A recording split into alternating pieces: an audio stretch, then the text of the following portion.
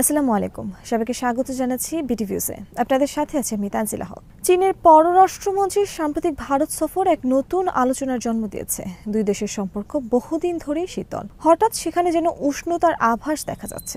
বিশ্লেষকরা স্বাভাবিকভাবে প্রশ্ন তুলছেন, এই সফরের পিছনে রহস্যটা কি? দুই দেশ কি সত্যি ওয়াশিংটনের বিরুদ্ধে কোনো প্রতিরোধ করতে পারবে? আর তারা যদি কাছাকাছি আসেও দুই দেশের ভিতরের দীর্ঘদিনের দূরত্ব পুরনো ক্ষত কি সারবে? এই প্রশ্নগুলোর উত্তর জানতে হলে বর্তমান রাজনৈতিক বাস্তবতাকে গভীরভাবে পাঠ করতে হবে। বিস্তারিত থাকছে হায়দার সাইফের প্রতিবেদনে।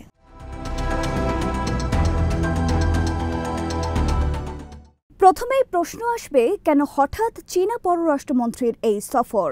এই সফরের মূল কারণ ভারতের সাথে যুক্তরাষ্ট্রের সম্পর্কের অবনতি। ডোনাল্ড ট্রাম্প দ্বিতীয় দফায় ক্ষমতায় আসার পর থেকেই ওয়াশিংটন আর দিল্লির মধ্যে টানাপোড়েন শুরু হয়েছে। ভারতের ওপর 50% বিশাল শুল্ক আরোপ করেছেন ট্রাম্প। সেখানেও কারণটা হলো রাশিয়া। ভারতের বিরুদ্ধে ট্রাম্প প্রশাসনের অভিযোগ পরিষ্কার, ভারত রাশিয়া থেকে তেল কিনে সেটা পরিশোধন করে উচ্চ মূল্যে বিক্রি করছে। যদিও এর আগে বাইডেন প্রশাসন ভারতকে রাশিয়া থেকে তেল কেনার গ্রিন সিগন্যাল দিয়েছিল। শুধু তাই নয়, তেল কিনতে উৎসাহিতও করেছিল।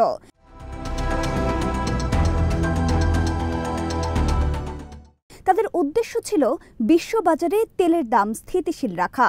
ট্রাম্পের কাছে অবশ্য এই যুক্তি ধোপে টেকেনি। তবে অর্থনীতি একমাত্র কারণ নয়। ট্রাম্পের সাথে ব্যক্তিগত মনোমালিন্যও একটা বড় কারণ বলে মনে করছেন অনেকে। ভারত বারবার বলার চেষ্টা করছে, মে মাসে ভারত পাকিস্তান যুদ্ধবিরতির পেছনে ট্রাম্পের কোনো ভূমিকা ছিল না। কিন্তু ট্রাম্প দাবি করছেন তার ঠিক উল্টা। তিনি বারবার দাবি করেছেন, মধ্যস্থতা করে তিনি এই সমস্যার সমাধান করেছেন। প্রকাশ্যে ট্রাম্পের এই ধরনের বিবৃতিতে ভারতীয় কর্মকর্তাদের মধ্যে অসন্তোষ তৈরি হয়েছে।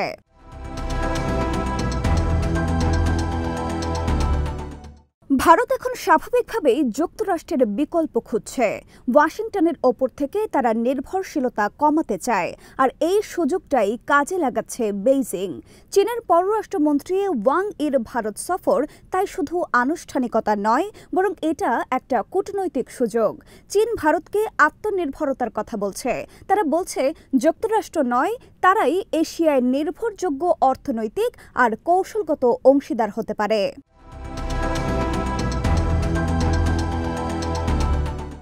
বিশ্লেষকরা বলছেন, ভারত আর চীন যদি সম্পর্কের উন্নতি করে তবে যুক্তরাষ্ট্রের জন্য বড় চ্যালেঞ্জ তৈরি হবে। এশিয়ার এই দুই শক্তি একসঙ্গে কাজ করলে বিশ্ব বাণিজ্যে নতুন মেরুকরণ ঘটতে পারে। প্রথমত, অর্থনৈতিক সহযোগিতা বাড়বে। ট্রাম্পের উচ্চ শুল্কের মোকাবেলায় চীনের বাজারে প্রবেশের চেষ্টা করতে পারে ভারত। তাদের পণ্য চীনের বাজারে ঢুকতে পারলে দুই দেশের মধ্যে যৌথ সরবরাহ চেইন গড়ে উঠবে। ভারতের অর্থনীতির জন্য সেটা হবে এক বড় সহায়ক।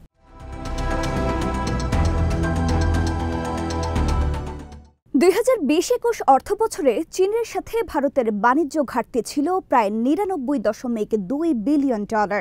এই ঘাটতি কমিয়ে আনতে ভারতকে প্রতিশ্রুতি দিয়েছে চীন।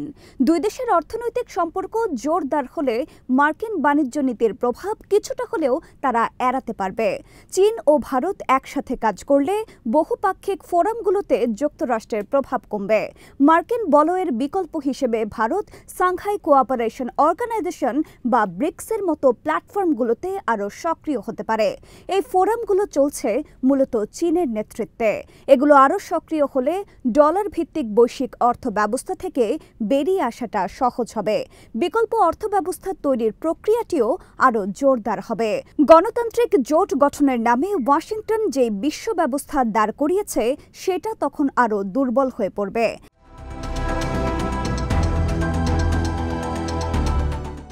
এছাড়া ভারত আর চীনের কূটনৈতিক যোগাযোগ যুক্তরাষ্ট্রের নেতৃত্বাধীন কোয়াডকে দুর্বল করে ফেলতে পারে। যুক্তরাষ্ট্র ছাড়াও কোয়াডের মধ্যে রয়েছে ভারত, জাপান আর অস্ট্রেলিয়া। মূলত চীনের প্রভাব মোকাবেলার জন্যই এই জোট গড়ে তোলা হয়েছিল। যদি ভারত আর চীনের দূরত্ব কমে আসে তাহলে কোয়াডের উদ্দেশ্য আর কার্যকারিতা নিয়ে প্রশ্ন উঠবে। কারণ কোয়াডের অন্যতম আঞ্চলিক শক্তি হল ভারত। চীনের বিরুদ্ধে আঞ্চলিক প্রভাব বিস্তারের লড়াইয়ে বহুদিন ধরেই যুক্তরাষ্ট্রকে সাহায্য করেছে তারা।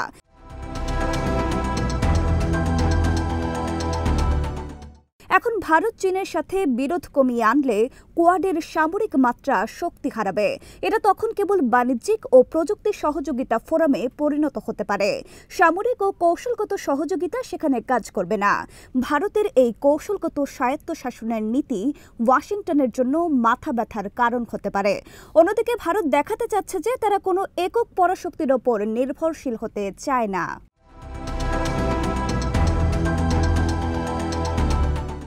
চীন ভারতের ঘনিষ্ঠতা নিয়ে প্রশ্ন থেকেই যাচ্ছে। দুই দেশ যদিও নতুন করে সম্পর্কের উষ্ণতা দেখাচ্ছে, তবু বিশ্লেষকরা মনে করছেন উভয়ের মধ্যকার দীর্ঘদিনের দূরত্ব আর অবিশ্বাস রাতারাতি দূর হবে না।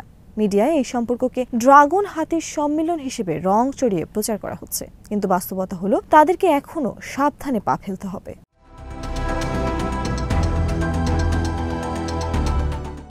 দুই দেশের সবচেয়ে বড় চ্যালেঞ্জ হলো সীমান্ত বিরোধ। 1962 সালে দুই দেশের মধ্যে যুদ্ধ হয়েছে। গালওয়ান উপত্যকায় সংঘর্ষ হয়েছে 2020 সালে। এই সংঘর্ষে ভারতের 20 সেনা আর চীনের 4 সেনা নিহত হয়েছিল। দুই দেশের সম্পর্কের গভীর অবিশ্বাসটা তখনই আরও দানা বেঁধেছিল। তবে আস্থা ফিরিয়ে আনতে সাম্প্রতিক সফরে কিছু পদক্ষেপ নেওয়া হয়েছে।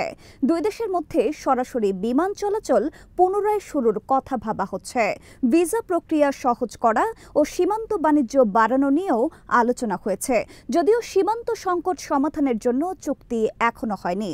দুই দেশ প্রথম দিকে দীর্ঘ ও বিতর্কিত সীমান্ত নিয়ে সংকট সমাধানের কথা বলেছিল, কিন্তু মূল সমস্যাগুলো এখনো রয়েই গেছে।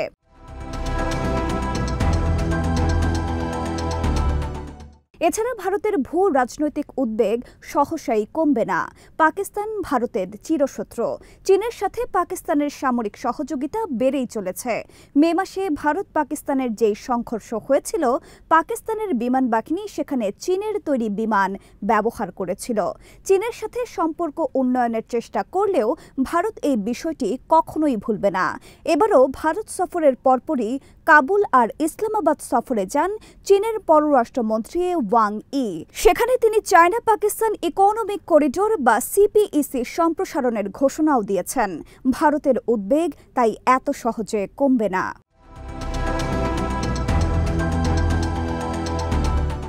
কিছু বিশ্লেষক মনে করছেন চীনের সাথে ঘনিষ্ঠতা বাড়ানোর চেষ্টাটা ভারতের সাময়িক কৌশল। ভারতের আসল লক্ষ্য হল চীনের ওপর থেকে বাণিজ্যিক নির্ভরতা কমানো, তাদের সরবরাহ চেইনের মধ্যে আরও বৈচিত্র্য নিয়ে আসা। তাই চীনের সাথে এই সাময়িক বন্ধুত্ব দীর্ঘস্থায়ী হবার সম্ভাবনা কম। তাদের মধ্যে প্রতিদ্বন্দ্বিতা আর সংঘাতের যেই মনোভাব, সেটা আগামীতেও অটুট থাকবে।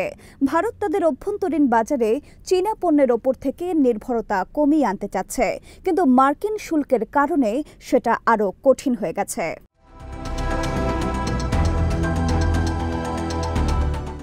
চীনা পররাষ্ট্রমন্ত্রীর হঠাৎ ভারত সফরকে সাধারণ ঘটনা হিসেবে দেখার সুযোগ নেই। এটা বর্তমান ভূ রাজনৈতিক অস্থিরতা আর কূটনৈতিক মেরুকরণের একটি প্রতিচ্ছবি। যুক্তরাষ্ট্রের সাথে ভারতের সম্পর্ক তলানিতে এসে ঠেকেছে, আর সে কারণেই নতুন করে ভাবতে বাধ্য হয়েছে নয়াদিল্লি। অন্যদিকে চীন এটাকে সুযোগ হিসেবে লুফে নিয়েছে। এটাকে কাজে লাগিয়ে তারা কোয়াড জোটকে দুর্বল করে দিতে চাচ্ছে।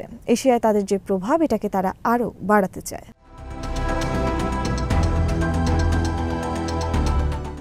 সাময়িক এই সম্পর্কের উষ্ণতা দুই দেশের দীর্ঘদিনের গভীর অবিশ্বাস আর প্রতিদ্বন্দ্বিতাকে রাতারাতি দূর করতে পারবে না।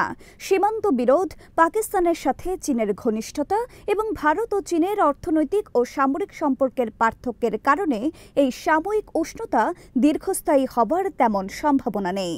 ভারত তাদের কৌশলগত স্বায়ত্তশাসনের জায়গা থেকে সরে আসবে না। যুক্তরাষ্ট্রকে পুরোপুরি ত্যাগ করার মতো সিদ্ধান্তও তারা নেবে না। তারা বরং হোয়াইট হাউসে ক্ষমতার পালা বদলের জন্য অপেক্ষা করবে।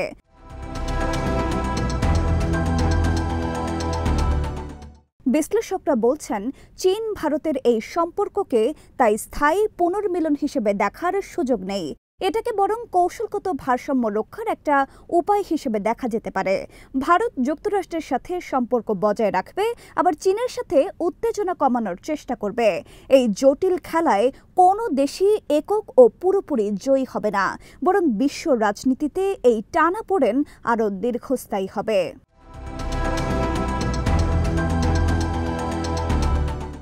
আজ এখানেই শেষ করছি। সবাই ভালো থাকুন, সুস্থ থাকুন আর দেখতে থাকুন বিটিভিউজ। চ্যানেলটি ভালো লাগলে সাবস্ক্রাইব করুন, সংযুক্ত থাকুন আমাদের ফেসবুক পেজে। আল্লাহ হাফেজ।